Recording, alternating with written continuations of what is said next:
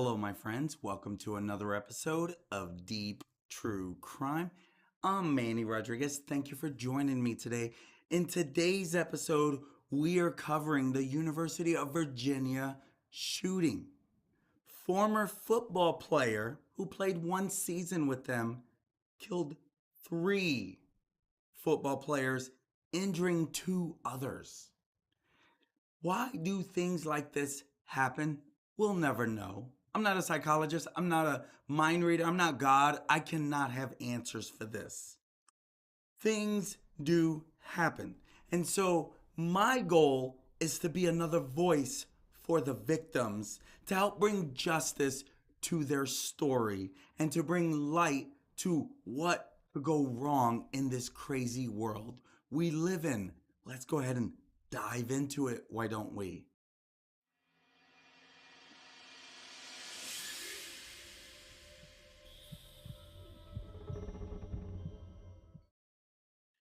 The University of Virginia is a public research university in Charlottesville, Virginia, that was founded in 1819 by Thomas Jefferson. It is the flagship university of Virginia and home to the academical village, a UNESCO World Heritage Site. UVA, also meaning University of Virginia, has been referred to as a public Ivy school or public institution which offers an academic experience similar to that of an Ivy League. On the night of November 13th, 2022, last night before this video, around 10:30 p.m. Eastern Standard Time, a shooting occurred in the parking garage on campus of the University of Virginia. A group of students had attended a play in Washington, D.C. for a class trip. Shortly after, a manhunt ensued and a shelter-in-place order on campus wasn't lifted until 10:33 a.m. this morning. Now, this was after the UVA, again, University of Virginia Police Department, finished a thorough search on and around campus. It is an unfathomable tragedy that happened last night, and come to find out, a former walk-on football player at the University of Virginia is said to have shot and killed three current football players and wounding two others. The suspect was finally caught this morning.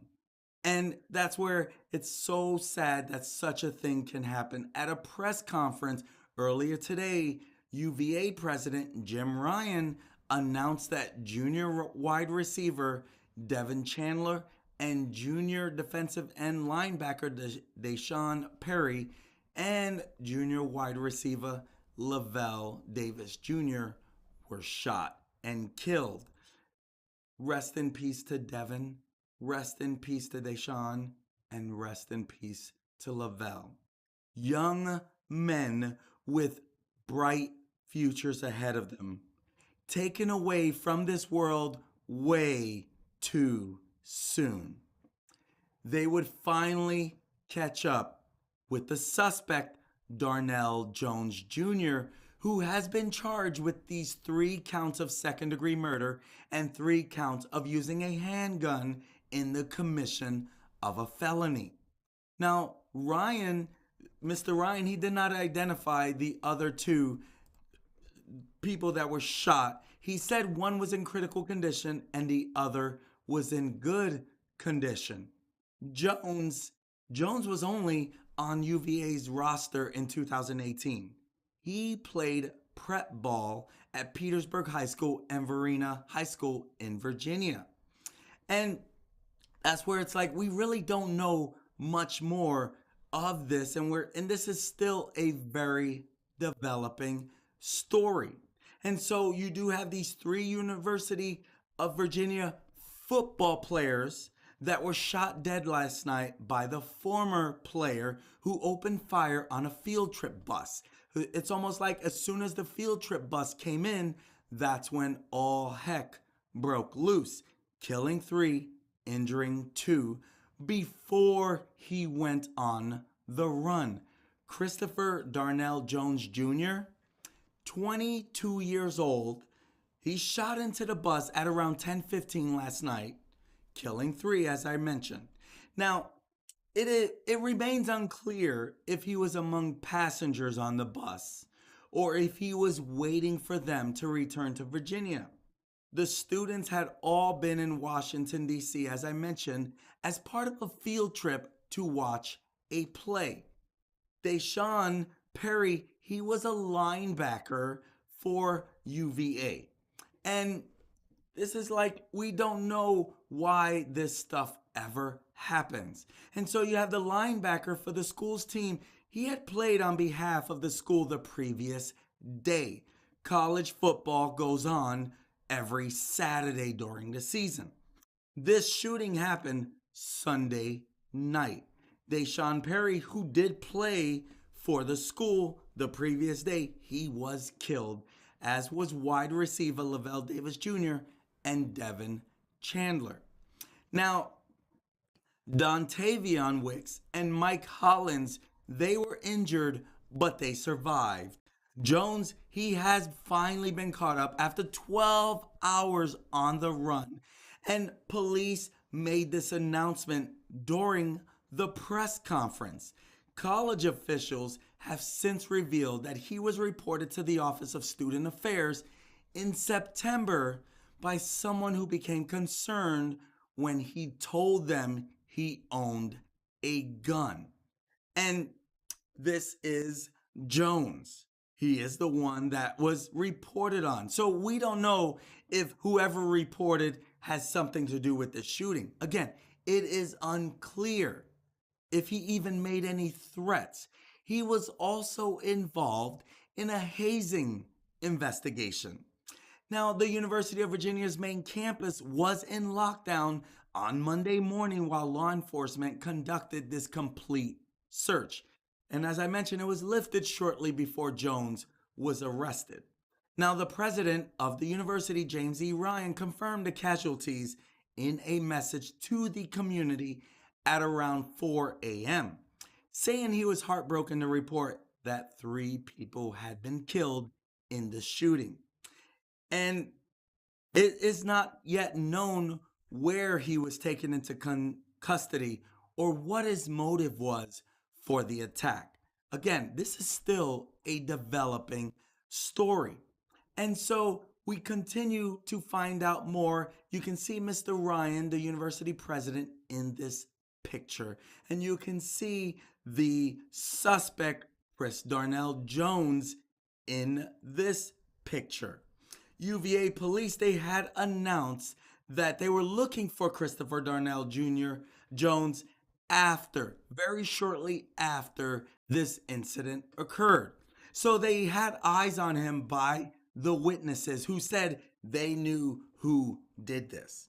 And so it's going to be hard for him to get out of this one, especially with multiple witnesses identifying him. And the UVA emergency account later tweeted that multiple police departments were actively searching for the suspect. They even tweeted active attacker firearm reported in area of Colbreth Road, run, hide, fight. And so the UVA emergency Twitter account, they were tweeting pretty much all night, keeping the public on notice as to what was going on in this. And Colbreth, this is where it happened, in a parking lot of the university. And the follow-up message of the tweet message reiterated that the suspect was armed and dangerous. Mr. President Ryan, he said, as of this writing, I am heartbroken to report that the shooting has resulted in 3 casualties. And again, we're going to continue to learn about this, but it gets hard because Virginia Tech had a shooting that people in Virginia still have not gotten over, where a gunman committed a mass shooting at Virginia Tech.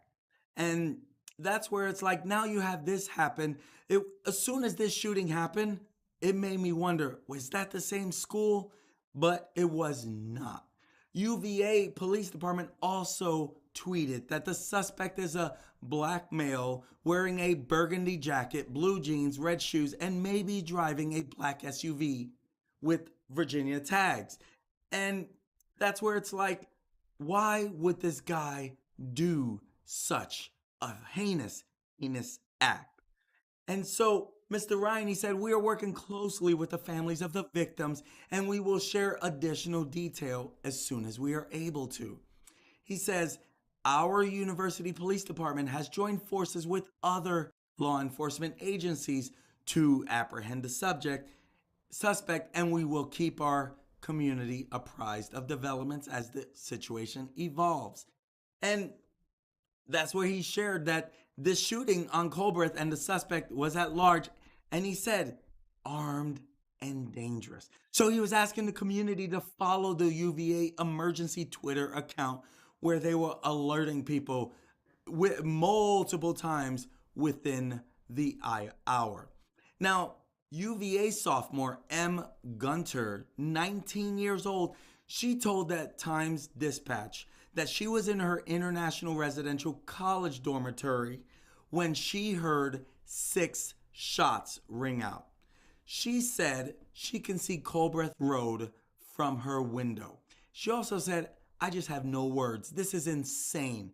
She told the outlet that she was living in South Virginia when in 2007, where the Virginia Tech mass shooting took place and remains in people's minds.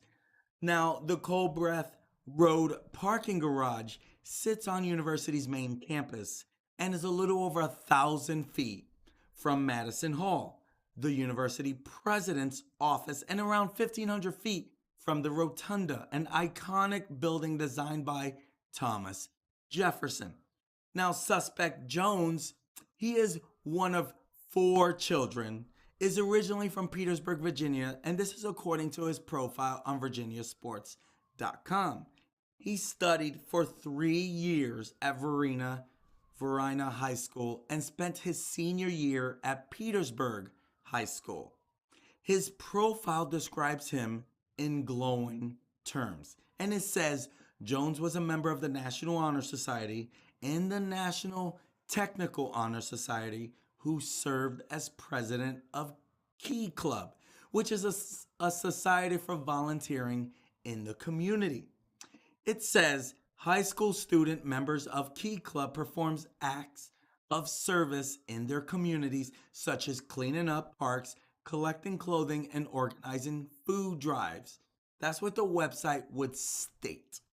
They also learn leadership skills by running meetings, planning projects, and holding elected leadership positions at the club, district, and international levels. Jones was also president of Jobs for Virginia Grads program and named Student of the Year as a freshman and sophomore at Varina. This is according to the site. And this is my whole point. We never know when someone is going to lose it. We never know. This is what makes this such a heinous act. And you can see here where the parking garage on University of Virginia's main campus. According to a 2018 Richmond Times Dispatch story, Jones grew up in the Essex Village and Mosby Court housing complexes in Richmond. The report states that his father left the family when Jones was young and that Jones got into fights at school. This shooting is the latest in a wave of gun violence on U.S. college and high school campuses in recent years. The bloodshed has fueled the debate over tighter restrictions on access to guns in the United States. And truth is, I don't know that we'll ever be able to stop this. It might be long past that time to start getting justice. And I would hope that these 3 individuals will always be remembered, because right now we need to get more justice, because this bloodshed has fueled the debate over tighter restrictions on access to guns in the United States, where the Second Amendment of the Constitution guarantees the right to bear arms. And this Sunday night shooting is not the first to have rocked the Virginia College. In February of this year, two campus police officers were shot and killed as they responded to reports of a suspicious man near a building housing classrooms. And the suspect in the shooting was a former student. In that same month, a late night shooting at a hookah bar near Virginia Tech's campus left one dead and four injured. Now, on April 16, 2017, on April 16, 2007, Virginia Tech was the site of one of the worst mass shootings in U.S. history, as I mentioned, when the 23-year-old undergraduate Sung Hoo Cho killed 32 people and injured 17 others before turning the gun on himself. Cho from South Korea used two semi-automatic pistols in the mass shooting. And since 2002, there have been 14 incidents of gunfire on Virginia college campuses, according to nonprofit Everytown for Gun Safety. During the news conference this morning, when they were reporting on this, when this conference started, until the chief or captain, I forget, might be captain, came up and whispered something into his ear, a sigh of relief came over the room and community, because then he was able to go back and report Mr. Jones, the alleged shooter, was in custody. So it was during the news conference, then you can see a sigh of relief. People were shedding tears because this is a heinous, heinous act. And so meanwhile, you have all this stuff around the school shootings. We need justice. We need answers because we don't know.